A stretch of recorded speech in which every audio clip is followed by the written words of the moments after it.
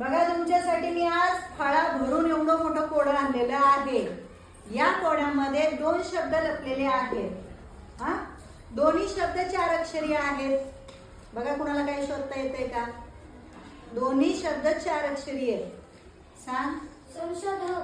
संशोधक, very good. पहिला शब्द सापडला संशोधक। आता दुसरा शोधा बरं। दुसरा शब्द कोणता राहिलाय सांगा? सौर ऊर्जा। सौर ऊर्जा, व्हेरी गुड। सौर ऊर्जा। दुसरा शब्द सापडला सौर ऊर्जा। आता बघा, तुम्हाला फक्त शोधायला येत नाही परीक्षेमध्ये।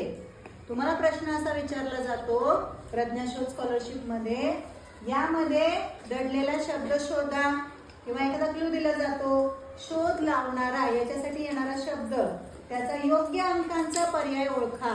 योग्य अंकांचा पर्याय ओळखा। मग संशोधक कोणकोणते अंक आलेत बघा? 3, 6,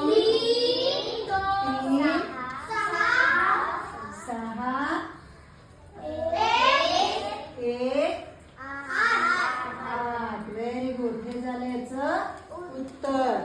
4 पर्यायांमध्ये योग्य पर्याय बरोबर कुठला आहे तो बघायचा आणि ते उत्तर सिलेक्ट करायचं। आता सौर ऊर्जेसाठी सांगा। 2, 5,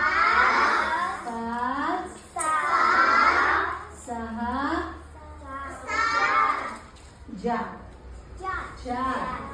बरोबर सांगितलं का? बघा, सौर 6 नाही येणार। ऊर्जेला काय आहे? 7। बघा, तुम्हीच चुकवताय। परीक्षेत असं चुकवायचं नाही। 2 वेळा चेक करायचं आपण बरोबर करतोय का। ठीक आहे? अशा प्रकारचे प्रश्न विचारले जातात। घ्या लिहून, चला पटकन।